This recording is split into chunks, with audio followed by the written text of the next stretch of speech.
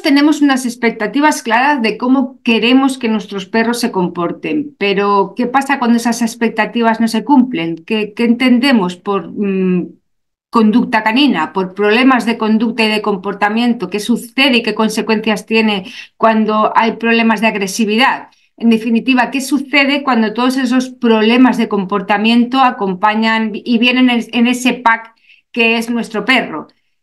Y yendo más allá, ¿qué sucede cuando tenemos que hablar de la salud mental canina? Bienvenidos al tercer episodio de Diálogo sin Map, Ecos de Conciencia, hoy intentando dar un poco más de respuesta a algo de lo que ya hemos hablado en otras ocasiones, como es la conducta canina y sus consecuencias. Pero antes de entrar en materia, deciros lo de siempre, acordaros de suscribiros al canal y así poder estar atentos a las novedades y sobre todo comentar lo que queráis de este vídeo, dar me gusta, no me gusta, opinar, porque en el fondo, lo que he dicho más veces, este programa se hace con vosotros, porque si no, no tendría ningún sentido, así que todo el feedback que podamos recibir será bienvenido y nos hará crecer y creceremos siempre conjuntamente. Y dicho todo esto, lo primero que vamos a hacer es dar la bienvenida a nuestra compañera Débora, que el mes pasado la echamos de menos, pero este mes la recuperamos y ya podemos decirle hola de nuevo. Débora, ¿por dónde andamos? ¿Cómo estás? Bienvenida. Muchas gracias, Rosa. Bienvenida también tú, bienvenida. Linda, muchas gracias por el saludo y bueno, que tengamos una excelente jornada. Muchísimas gracias, Débora. Pues ahora, ya que has dicho bienvenida, Linda, vamos a aprovechar para no hacer esperar nada más a nuestra invitada y dar la bienvenida. Precisamente hemos saltado de nuevo todas las barreras geográficas y volvemos a estar planeando los Estados Unidos para dar la bienvenida y tener en esta pequeña conversación a la educadora canina experta en comportamiento, Linda Scroggins. Linda, welcome. Thank you for being here. Thank you. How are you? I'm well, thank you. And I'm so happy to be here to talk about dogs, my favorite subject. Nice. And we are very happy. Débora, todo tuyo. Sí, vamos a contar un poquito para nuestra audiencia quién es Linda Scroggins. Ella es una destacada consultora en el área de comportamiento canino, tiene más de 14 años de experiencia en el área de formación y consulta también de entrenamiento y comportamiento canino. Linda no solo tiene un gran conocimiento, un profundo conocimiento en esta especialidad, sino que también ella ha contribuido como autora de un par de libros, tanto para dueños de mascota como entrenadores. Y además Linda trabajó 20 años como enfermera en el área de pediatría. Así que ella tiene una visión muy particular también de la interacción de los niños con las mascotas, la prevención de la mordedura canina. Así que ella nos va a dar en ese sentido una perspectiva bastante única. Y bueno, ella actualmente se dedica al área de formar entrenadores caninos y siempre con el enfoque de buscar la mejor interacción humano-animal y difundiendo eso entre sus, profesionales y la gente con la que ella consulta. So, welcome, Linda. It's a pleasure. It's a great pleasure to have you here today. Thank you. And you have had an incredible journey from nursing to dog training, book author. So we can't wait to delve into your insights on dog behavior and dogs' mental health. So could you start by telling us a little bit about your background and what brought you to dog training?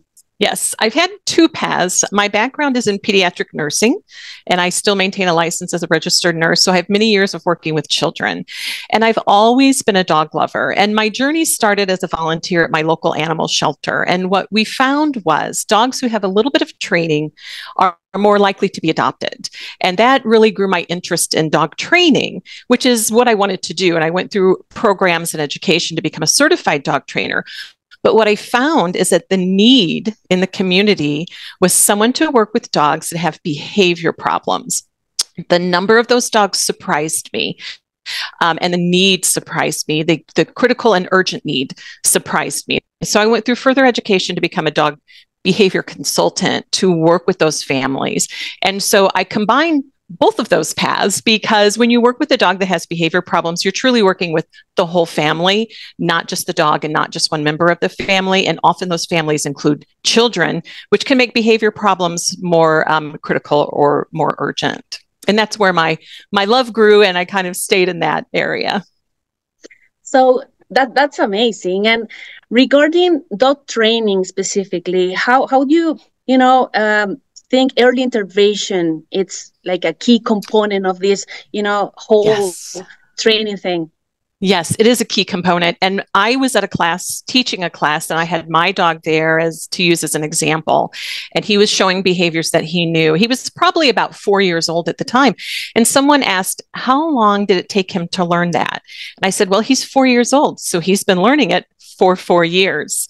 Dog training is not something that just happens in a day.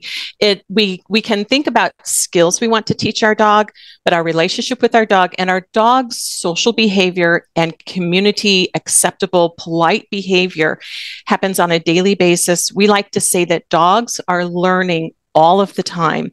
So when you have a new puppy, actually, training can start before you bring a new puppy home, and you can prepare the environment for the puppy, which will help train the puppy. But when you bring a new dog home, it should start at day one. And it may not look like what we think it's going to look like. It's not teaching a dog how to sit or how to shake hands or how to walk by your side, but it is how to exist in their environment in a way that is going to be comfortable for the people. Here's my space. Here's where you're safe. Here's where you cannot go. Training begins from the moment we bring a dog into our home. It's never too early. I always like everyone to know that it's never too early to call a dog trainer. That's amazing. And I was actually thinking about your, insights on like different stages in dog training, because when, Yes. families, they are looking for courses, they have the puppy training, before 6 months, after 6 months. And what you just said is so incredible. Like it's an Yes. ongoing thing, right? So Yes. are there actually different stages? Or? Yes, there are. There definitely are. Just like in children, the task that young dogs and adolescent dogs and adult dogs need to learn are different. Just like in children, we have milestones. We may have a milestone that they're going to crawl, and then they're going to walk, and then they're going to speak. It's the same way with the dogs. So the task or milestones for a young puppy are going to be very different. And so that training will look very different. For a young puppy, and we now have a puppy in my family who is about 5 months old, and the task for a young puppy is to learn what's socially acceptable. It's not acceptable to bite. It's not acceptable to put your teeth on skin. You need to learn where to go to the bathroom. Those are things that young puppies need to learn. And the biggest thing is socialization. What is in my world? What is in my environment? Should I be afraid of it? Should I not be afraid of it? Can I explore it? Should I not explore it? Can I go say hello? Or should I not go say hello? Those are the tasks for a very young puppy. And then also we need to understand their development is that they can only pay attention for maybe 2 minutes. And we have to incorporate that into training. And then they may have to play and they have to nap. Sometimes we underestimate the amount of sleep that a young puppy needs. And remember, those brains are growing. And so we have to tailor the training to that development. With an adolescent dog, one of my favorite life stages in adolescence, but one that will drive you crazy. I remember I had a Great Dane who was doing wonderful with training. She knew many things. She was about 7 months old. She was outside in my backyard. I called her to come in. Something we did all the time is she would come running to get her treat. I called her to come in. She looked me right in the eye, and she went and stood behind the bushes in my yard. And she decided that day, I'm not going to listen to you. I'm not going to listen to that. But I have to understand that that's normal adolescent behavior. And so how am I going to deal with that? I'm not going to be angry or yell at her or scold her. I'm going to adapt what I do, which was to take my treats out to her, give her another chance to do what she's capable of doing, which was come to me, and then we'll go in together. So those adolescents, they act like they've never learned anything. And I tell owners, keep training through that stage. They will come out on the other end a wonderful adult dog if you stick with it. And then adult dogs. So many people adopt dogs that are adults, and they may have other things to consider. If it's a senior your dog, you may have to consider losing their senses like hearing and vision, or they may have chronic pain. And all of those developmental things need to be incorporated into a training plan. For sure. So when would you say this like concept of early intervention or this puppy training has passed and you need something else, like a more specific training or instruction or something? You know, it's really depends on the individual situation. Not everybody enjoys training. Not everybody is capable of doing the same trainings. People may have physical limitations. So if you're not being successful, if you're being frustrated, and if you feel like you're not bonding with your dog, then it's time to call a professional trainer. Again, it can never be too early. If you see any signs that concern you or make you nervous, if you see a behavior in your dog and you think, uh-oh, or you think, what was that? Was that normal that I just saw, or was that not normal? I'm not sure. Should I be concerned? When you get those feelings, then you should call a trainer to help assess if there's a problem or if there's not a problem. So what would you say are those typical behavioral issues that people say, you know, it's out of my control? Yes. What about that? With young puppies, it's biting. It's biting and chewing. You know, that's how they explore their world, is through biting, but it hurts. Young puppies have very, very sharp teeth, and they have to learn what's acceptable. So biting is a big one. House training is another one. And I will tell you that frustration with house training is an area I see that I'm always concerned about, because it can lead to owner frustration, and it can lead to somebody losing patience with a dog and punishing a dog for something a dog should not be punished for. So house training and biting are the number 2 concerns that owners of young puppies have. Those are at the top, and those are both where you can use some professional advice. And what I'm going to do is to come in and evaluate to say, is this normal developmental behavior or is it not? And I have been, along with other behavior consultants, called to evaluate puppies as young as 10 or 11 or 12 weeks to see if their behavior is normal. And we have seen behaviors in puppies that young that normal is a difficult word. It's open for interpretation, and there is a broad spectrum of what normal can be. But I have seen behaviors in very young puppies that I would define as falling outside of the normal. One of those was an incidence of severe resource guarding in a puppy that was only 9 or 10 weeks old. Now, that can depend on many things. It can depend on the breed of the dog. It can depend on the background of the dog. So it really takes a professional to evaluate to see if that's normal or not normal. And then you may have dogs like toy breeds, toy poodles, Shih Tzus, that are very challenging to house train. And so it can be that you feel it's not normal, but for that breed, it may be normal. Whereas you may have a dog like a German Shepherd who learns to be house trained in 2 months' time and they're done. There may be a tiny puppy that will take 5 or 6 months at that point. So but the biting and the house training, those are the 2 big ones for young puppies. So I was thinking when you mentioned the range of things that are kind of normal, Yes. and the things that are, a little bit beyond. So Yes. in that sense, when can we talk about mental health or mental health issues? Yes, you can talk about that at any age. As I've said, I've seen behaviors that we think fall outside of normal in very young puppies, but it can also happen at any age because there's different causes for mental health issues. Aging and cognitive changes are something that's common in elderly dogs. You may see a dog that there's canine cognition issues that would be comparable to Alzheimer's in a human that we may see in our old age dogs. There's also changes because of loss of vision or loss of hearing. A dog who never ever bit anyone before may suddenly bite because they've lost their sense of hearing and they're surprised. That is normal for that dog because of the age of development they're in. And so what we're looking for is something that really falls outside of what we consider normal. I have a close friend who is a human psychologist, and when I was writing my first book about mental health in dogs, I talked with her and I said, at what point does a mental health concern become a diagnosis or become a problem? I may be anxious at different times, But that doesn't mean I have an anxiety disorder or a diagnosis of generalized anxiety disorder. Now, for humans and for dogs, there are criteria for some of those diagnoses that doctors will use. They need to meet, 5 of 7 listed criteria to receive a diagnosis. So that certainly is true.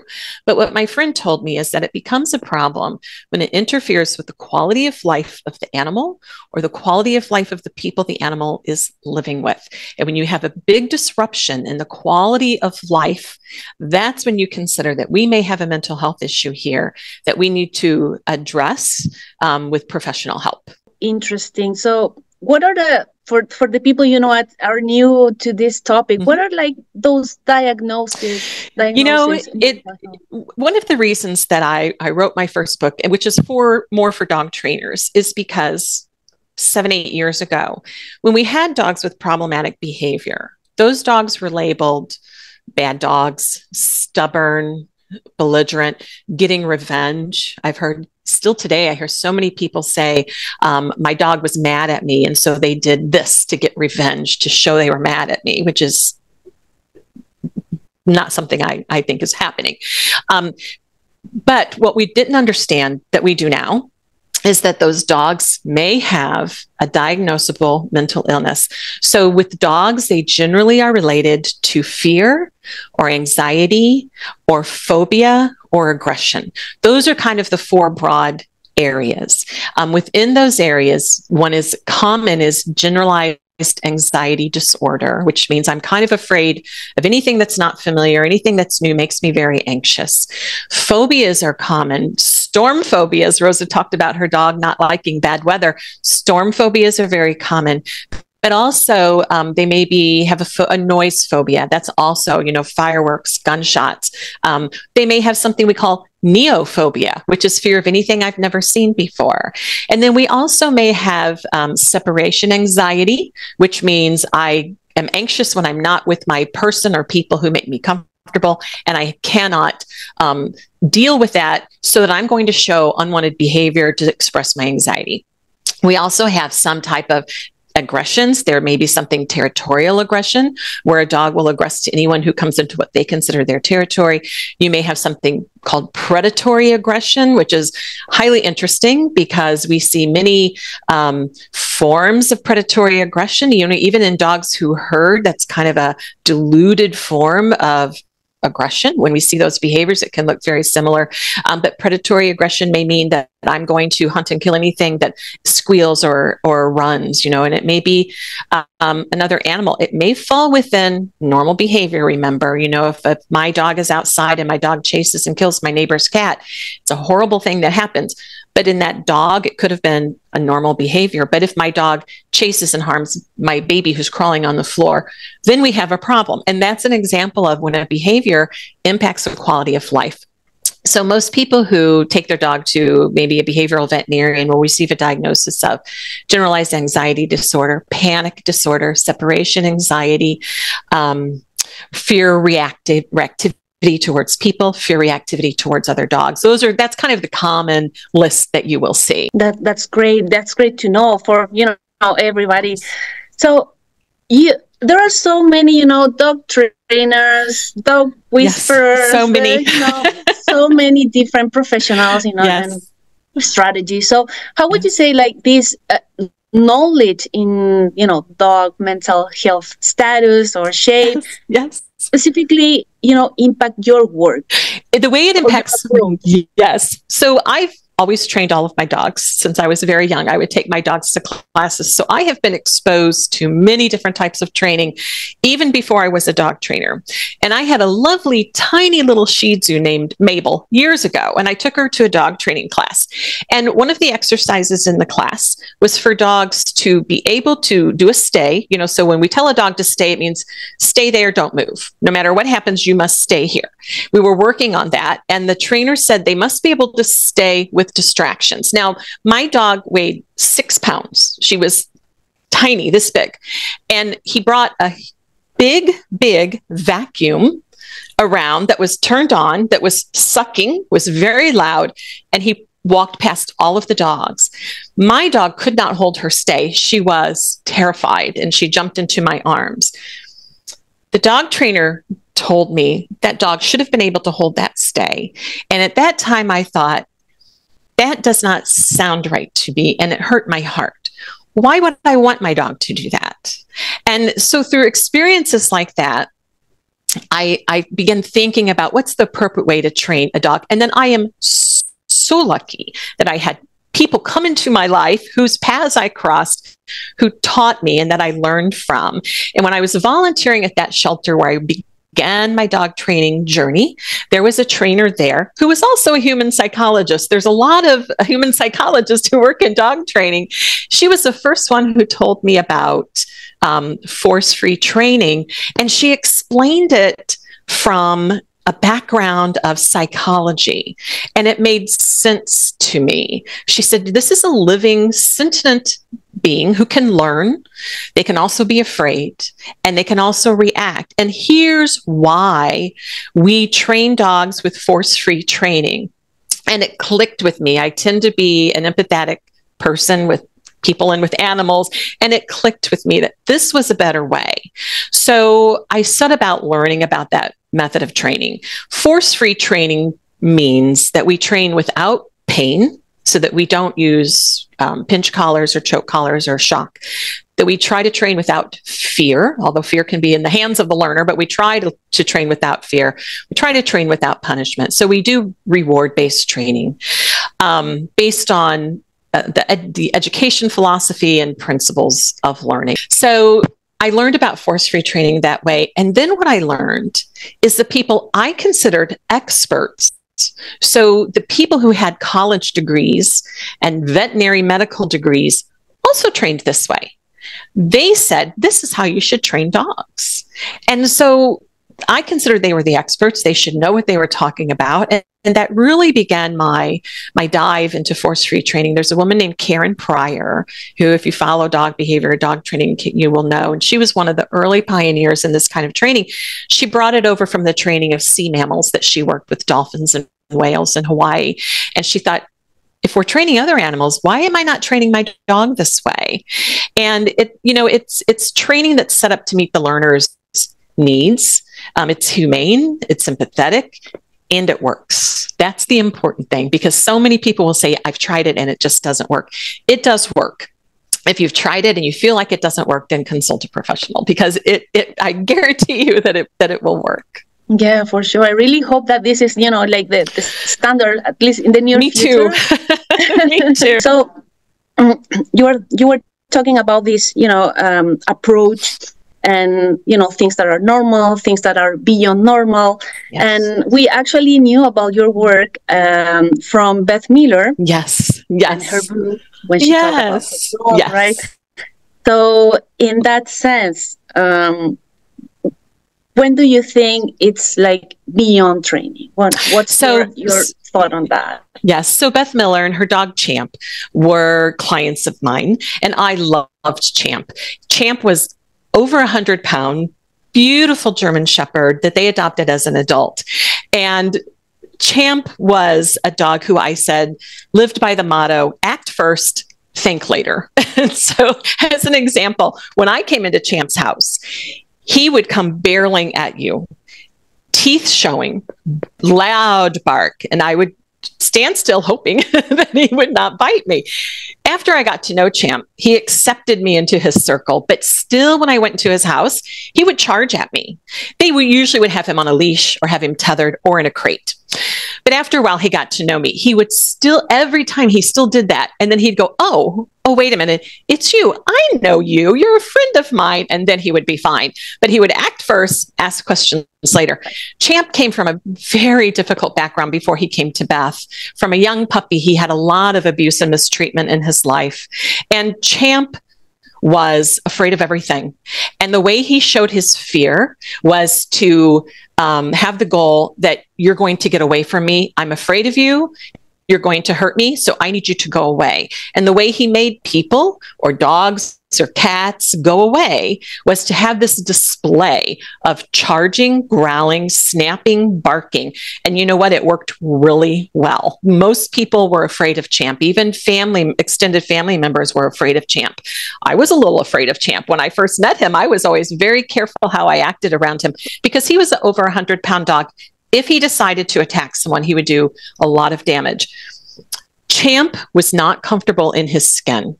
So we have the one issue that Champ could not be around people other than his owners and me sometimes. He could not be around people. So what happens if you need to be away from home? What happens if you need to be away from home for an extended time? Who's going to take care of Champ? There's no one. So that means the owners cannot be away from home. That's a huge impact on owners' quality of life. But Champ was also tormented within himself. And that's the important key.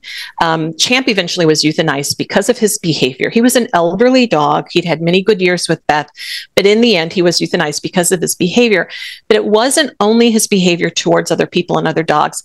Internally, Champ was a tormented dog. He was never happy.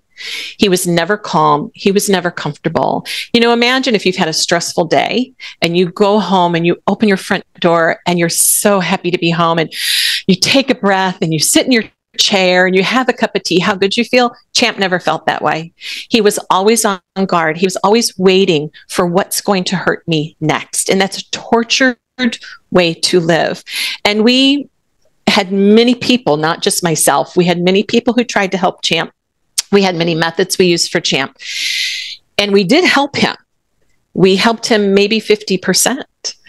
But in the end, it wasn't enough. And Champ, you know, I had a friend who said these dogs, they don't understand the world that they live in. They don't understand it and they cannot relax in it. And so the best thing for Champ was that he was euthanized. And that is a horrible, difficult decision for owners.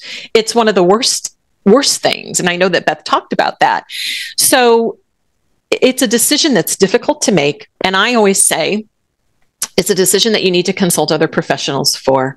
You know, Champ had me, his trainer. He had a veterinarian. He also had a behavioral veterinary specialist who worked with him. And it was the opinion of all of us that it was the right thing to do. Ultimately, it's the owner's choice to make. And I don't mean just to be here to plug my books, but the second book I wrote recently, that I Know Your Dog is a Good Dog, I wrote because people like Beth and dogs like Champ, they don't talk about their dog and nobody knows.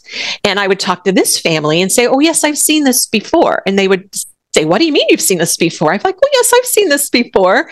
They thought they were the only ones. And they thought they were the only ones who had these challenges. And people who choose behavior euthanasia think they're the only one who's chosen that. And my goal was to say, you're not the only one. You're not alone. But to also say, I know your dog was a good dog. You know, a lot of times they're embarrassed by their dog. People think their dog is a bad dog. People don't like their dog, but they love their dog. They know their dog is a good dog. I know their dog is a good dog because I know all of Champ's wonderful qualities. He was funny. He was comical. He was like a clown. Beth is a very petite woman. And Champ was a very big dog. He may have weighed as much as she weighed. And we were training out in public one time, and I saw them from a distance. They were maybe 50 yards away. And I used to call him Champers, was my nickname for him. And I saw them walking towards me. I said, Champers. Well, Champ took off towards me with Beth behind him. He had a big smile on his face. That's what I remember about Champ. He was funny. He was loving. He was a clown. No one else got to see that side of Champ. Nobody else knew that Champ except Beth and her husband. And so my message to those owners is, I know your dog's a good dog.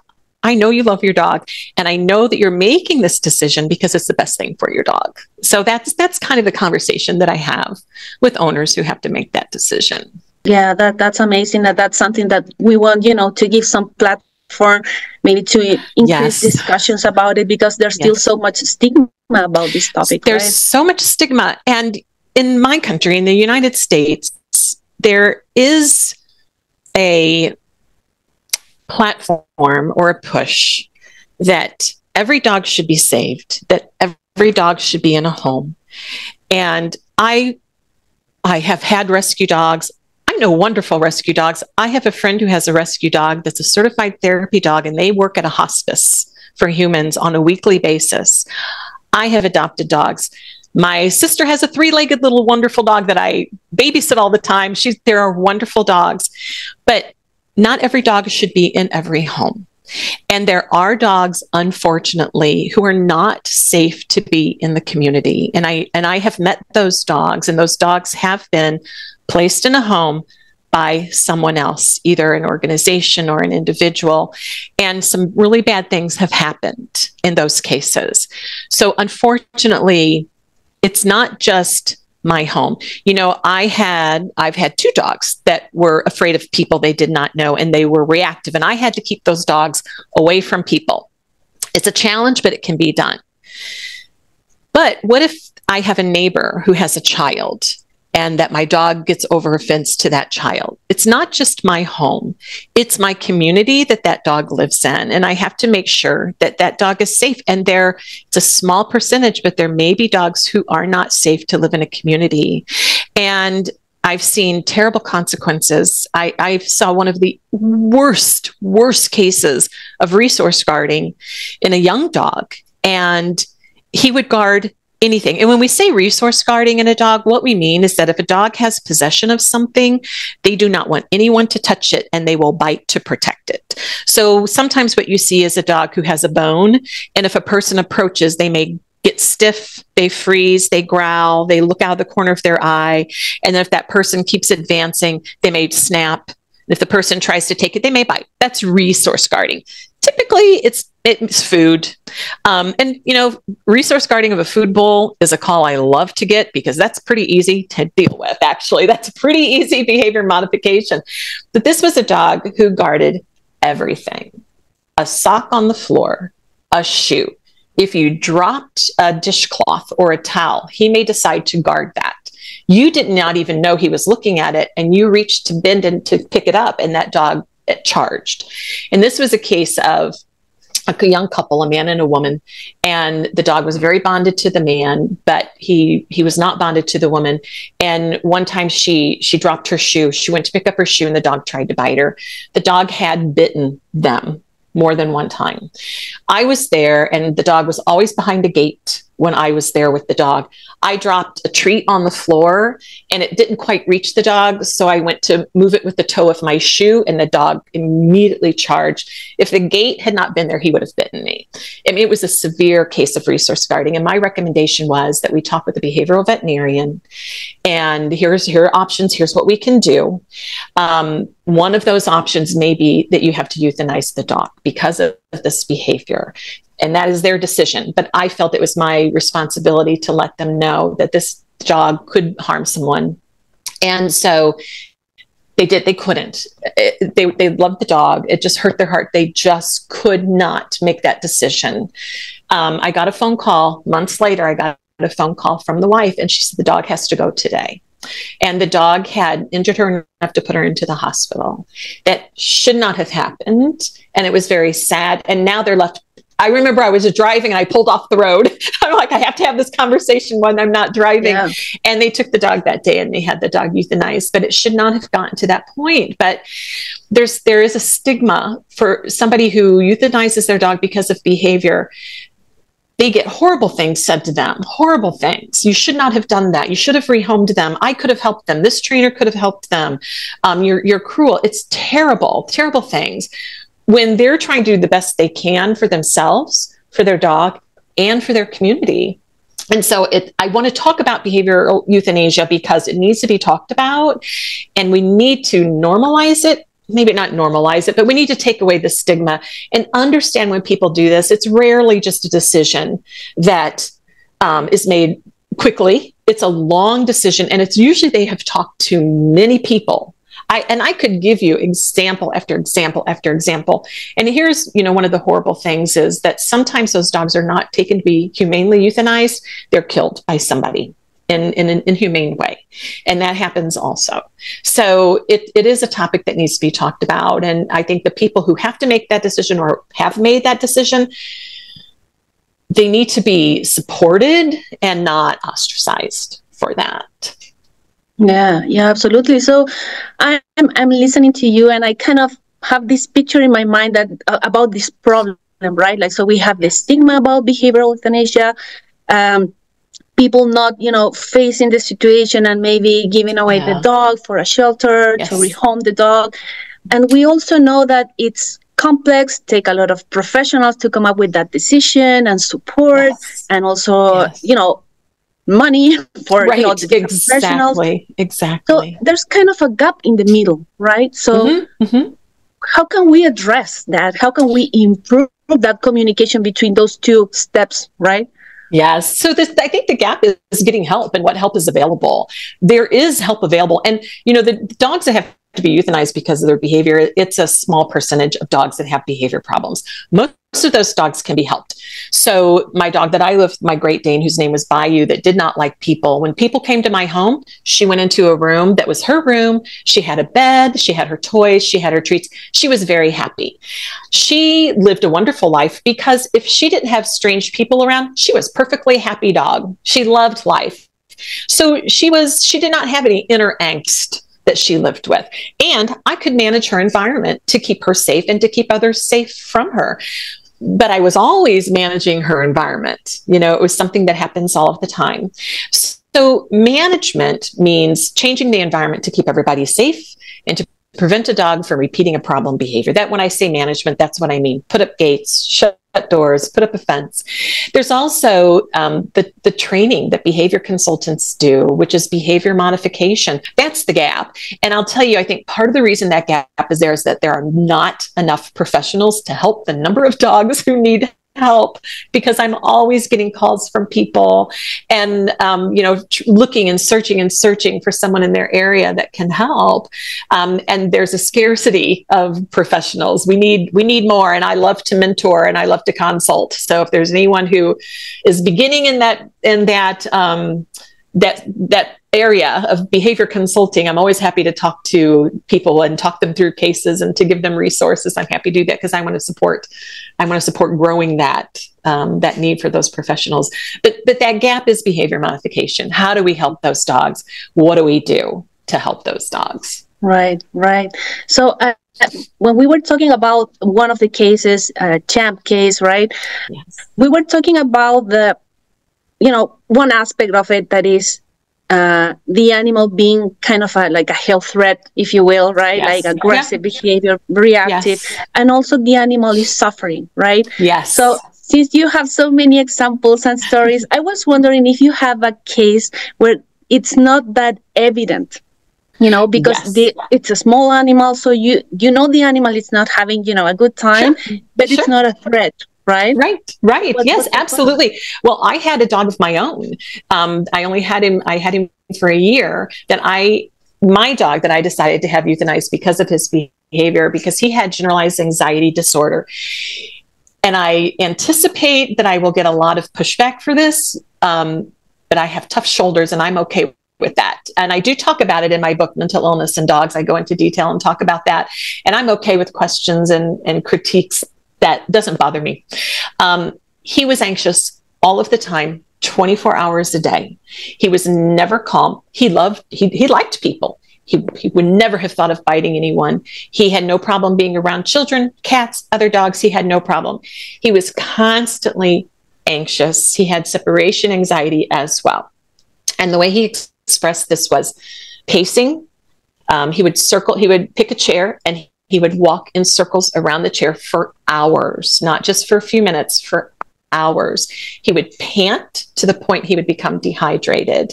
If I left, he would tear apart trims around windows, trims around doors. He did not sleep. He slept maybe for 2 hours, then he would be awake. Then he would sleep for an hour, he would be awake. But he was a friendly dog. He was absolutely no threat to anybody.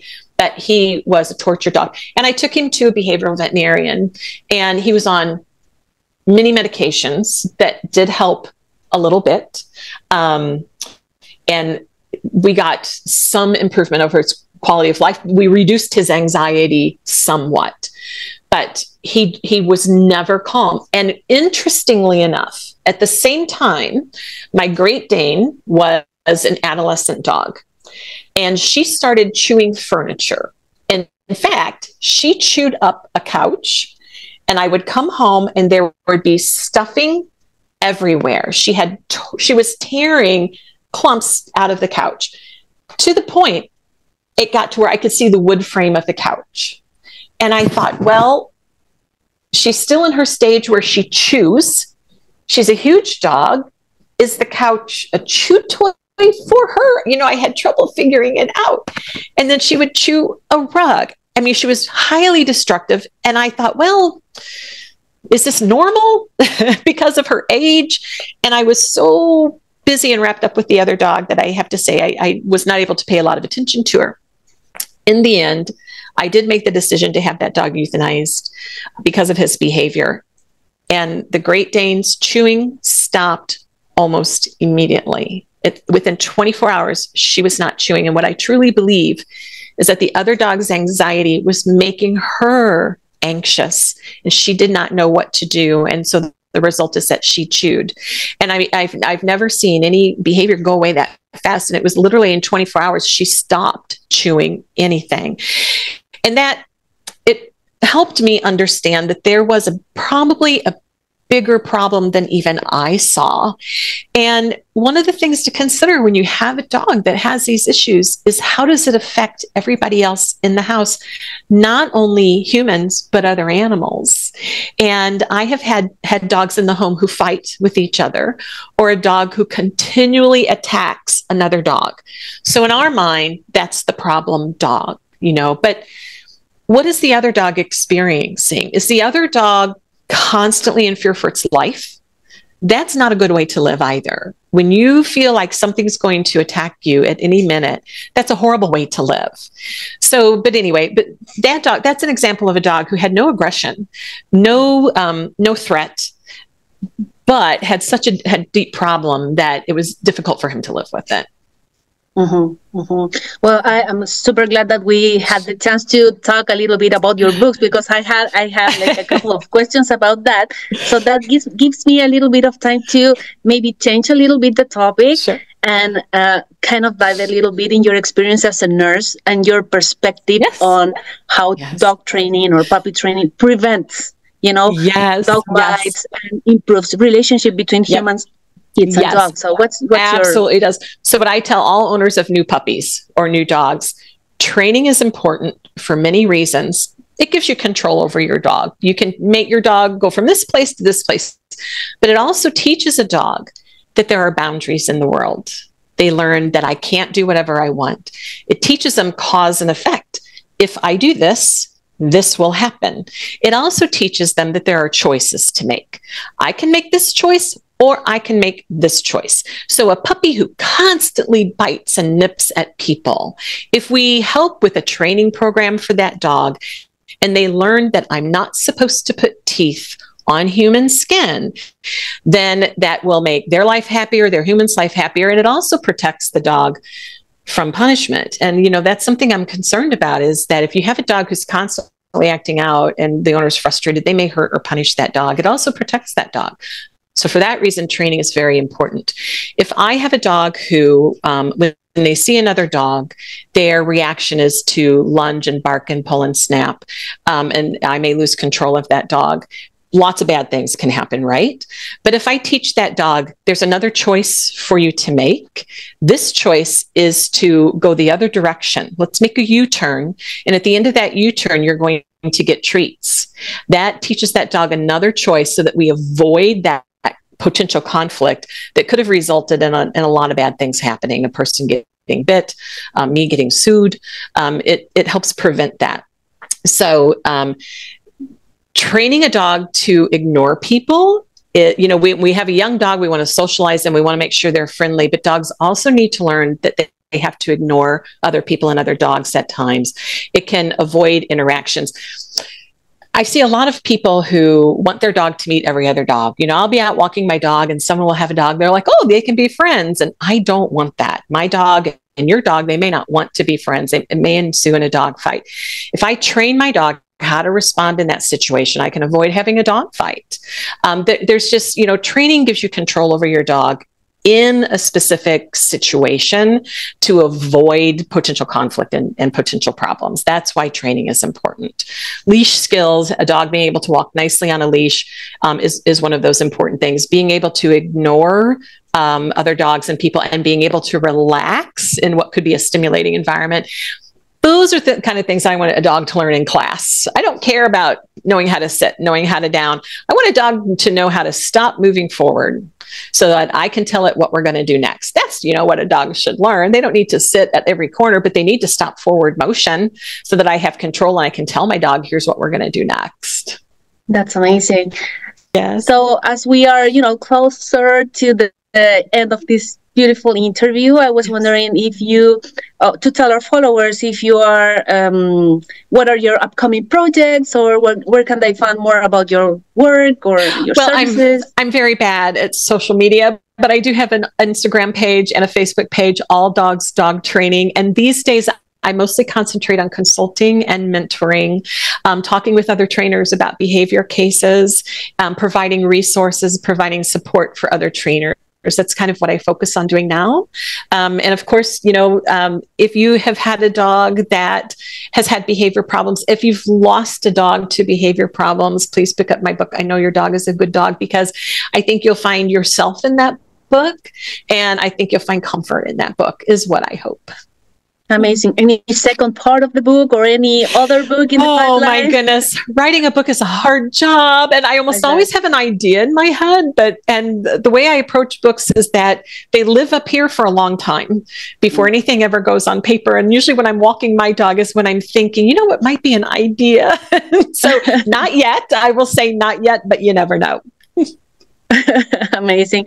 Well, this has been such a great interview. You taking the time to, talk with us and sharing your, experiences. Thank you so much. Knowledge.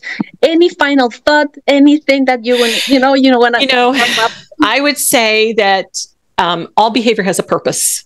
So if you have a dog that has a problem behavior, think about what is the purpose of that behavior. It has a function in that dog's mind. If you need help, please don't hesitate to reach out.